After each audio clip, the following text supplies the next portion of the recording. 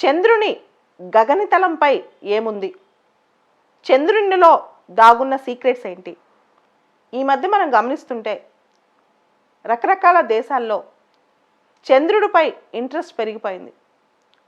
భారతదేశంలో చంద్రయాన్ మిషన్లు, చైనాలో చాంగే మిషన్స్, ఇవన్నీ కూడా స్టార్ట్ అయ్యాయి.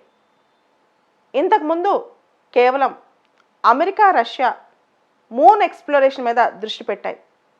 తర్వాత ఆ దేశాలు కొంత గ్యాప్ తీసుకున్నాయి. అవి గ్యాప్ తీసుకున్న తర్వాత భారత్, చైనా తదితర దేశాలు మూన్ ఎక్స్ప్లోరేషన్ మీద పడ్డాయి. మళ్ళా తిరిగి ఇప్పుడు అమెరికా ఆర్టెమిస్ మిషన్ మొదలెట్టింది. అమెరికా యొక్క ఆర్టెమిస్ మిషన్ ఏంటి? ఈ ఆర్టెమిస్ ప్రోగ్రామ్ యొక్క లక్ష్యం ఏంటి? నాసా వాళ్ళు లూనార్ ఎక్స్ప్లోరేషన్ ప్రోగ్రామ్ లేదా మూన్ ఎక్స్ప్లోరేషన్ ప్రోగ్రామ్కి ఆర్టెమిస్ మిషన్ అని పేరు పెట్టారు. అంటే చంద్రుడి మీదకి మనుషులను పంపించడమే కాకుండా మూన్ మ్యాపింగ్ కానీ, మూన్కి సంబంధించి అక్కడ ఎలాంటి మినరల్స్ ఉన్నాయి, దానిలో నీళ్ళు ఉన్నాయా, ఇలా రకరకాల అంశం మీద ప్రోబ్ మొదలెట్టారు. ఇంతకుముందే మనకు తెలుసు 1969లో నీల్ ఆర్మ్స్ట్రాంగ్ అనే అమెరికన్ అపోలో మిషన్ ద్వారా ఫస్ట్ టైం చంద్రుడి మీదకి అడుగు పెట్టారు. ఆ తర్వాత ఈ మధ్యకాలంలో అమెరికా కొంత గ్యాప్ ఇచ్చింది. ఇప్పుడు ఆర్టెమిస్ ప్రోగ్రామ్ మొదలెట్టింది. అయితే ఈ ఆర్టెమిస్ ప్రోగ్రాంలో మరో విశేషం ఏంటంటే space X collaboration. Space X అనేది ప్రైవేట్ సంస్థ.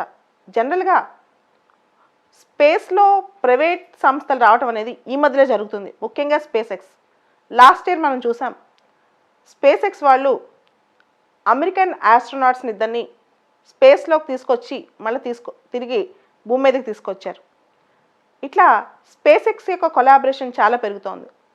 ఈ సందర్భంలో నాసా యొక్క ఆర్టెమిస్ మిషన్లో 2024 కల్లా ఇద్దరు అమెరికన్ ఆస్ట్రోనాట్స్ని మూన్ మీదకి తీసుకెళ్లే ప్రయత్నంలో స్పేస్ ఎక్స్ కూడా భాగస్వామి కాబోతోంది. నిన్న అంటే శుక్రవారం నాడు ఈ దిశగా నాసాకి స్పేస్ ఎక్స్కి మధ్య $2.9 బిలియన్ కాంట్రాక్ట్ కుదిరింది కమర్షియల్ మూన్ ఎక్స్ప్లోరేషన్ ప్రోగ్రామ్ ద్వారా. ఈ హ్యూమన్ ఫ్లైట్, మనుషులను అక్కడ తీసుకెళ్లే ఫ్లైట్ అనేది ఈ మొత్తం స్పేస్ క్రాఫ్ట్ స్పేస్ ఎక్స్కి సంబంధించింది. స్పేస్ ఎక్స్తో పాటు జెఫ్ బెజోస్ సంబంధించిన బ్లూ ఆరిజిన్ అనే సంస్థ, అమెరికాలో అలబామా స్టేట్లో ఉన్న డైనెటిక్స్ అనే సంస్థ కూడా పోటీ పడ్డాయి. కానీ వీటన్నిటినీ కాలదన్ని స్పేస్ ఎక్స్నే ఈ కాంట్రాక్ట్ వరించింది. దీంతో నిన్న ఒక ట్వీట్ ద్వారా ఇలాన్ మస్క్ చాలా సంతోషం వ్యక్తం చేశారు. ఈ ఆర్టెమిస్ మిషన్, నాసా యొక్క ఆర్టెమిస్ మిషన్ అనేది కమర్షియల్ హ్యూమన్ ల్యాండర్, అంటే మనుషుల్ని తీసుకెళ్ళి మూన్లో నడించడం, మూన్ వాక్ చేయించడం, వీటన్నిటికి కూడా దీనిలో ప్రయత్నం అన్నమాట. సో 2024 కల్లా మనం ఖచ్చితంగా ఇద్దరు ఆస్ట్రోనాట్స్ని మూన్లో మళ్ళీ తిరిగి చూడబోతున్నాం. అయితే వీళ్ళలో ఒకళ్ళు ఉమెన్ అయి ఉంటారని కూడా నాసా ప్రయత్నాలు చేస్తుంది, ఒక మహిళను పంపించడానికి కూడా.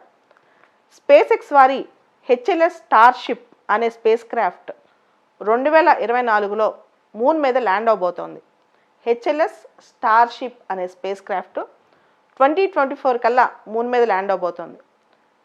దీనికి సరిపడా సేఫ్టీ స్టాండర్డ్స్ కానీ, అక్కడ ఆస్ట్రోనాట్స్ హెల్త్ స్టాండర్డ్స్ కానీ, వాళ్ళ మూన్ వాక్ చేసే ఎయిర్ లాక్ సిస్టమ్స్ సంబంధించి కానీ పూర్తిగా ట్రైనింగ్ కానీ డెవలప్మెంట్ కానీ జరగబోతున్నాయి. కొంతవరకు ముందుకు కూడా సాగాయని తెలుస్తోంది.